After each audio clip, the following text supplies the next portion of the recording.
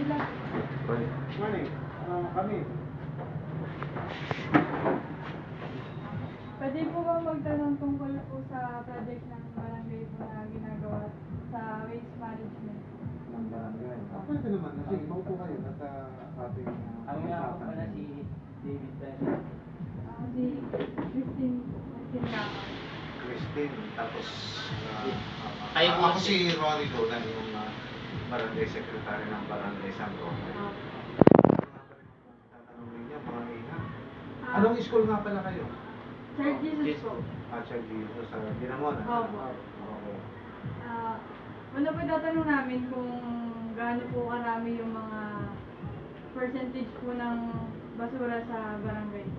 Kahit estimation. Estimate ng basura, talagang kahit saan naman, napakarami ng basura ngayong panahon ito. Pero yung parang breakdown, tatlong hati yan eh. Yung sa recyclable, biodegradable, at saka yung non-bio. Ano? Sa recyclable, na ang composition niyan is yung mga empty bottles, mga plastic, na pwedeng magamit at pwedeng pagkakitaan, di ba? Ngayon, ang porsyento niya na sa collection ng barangay, almost 30%. 30% po. 30% ng buong basura ng barangay.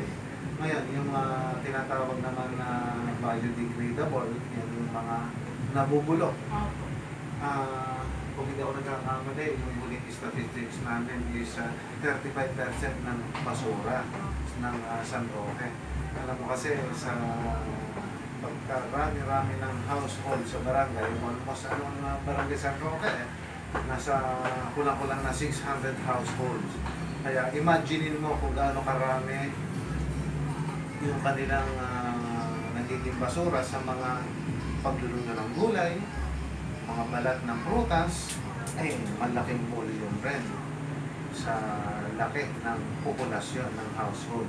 Yung non-biodegradable, halos pareho lang. Yung non-bio, yan yung mga plastic bags na talagang nakaka-perwisyo ng napakalaki, maski sa ang barangay at maski sa ang bayan. Ngayon, yung mga plastic, yung mga battery na diskargado na, yung mga piyesa ng mga chemical na nakupo, ay talagang lason yan. Ganun rin, 35% rin yung kanyang yung volume niya, 35% ng kabuuan ng basura ng San Roque. Ang sunod naman po namin tatanong ay yung mga project na para po mabawasan yung mga basura sa barangay. Ano po ba yung mga ginagawa? Number one, meron tayong tinatawag na materials recovery facility. Yan ay programa ng provincial government para nga sa segregation ng mga basura na kung saan merong composting na tinatawag ng mga biodegradable. Yan ay nagiging pataba at yan ay kumbaga pinoprocess at on due time magagamit na yan as organic fertilizer, di ba?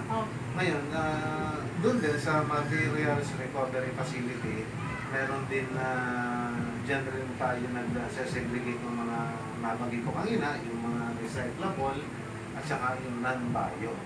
Yung lasong yan ay talagang nakahiwalay yan at itinatapon, kinokolekta yan ng munisipyo para dalhin sa dump site na designated ng Cardona. Ewan ko kung saan, parang Teresa, sa Teresa yata.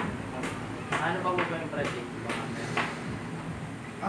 Meron kaming tinatawag na, kasi doon sa materials recovery facility, aminin ko, hindi naman talaga malalahat yan eh.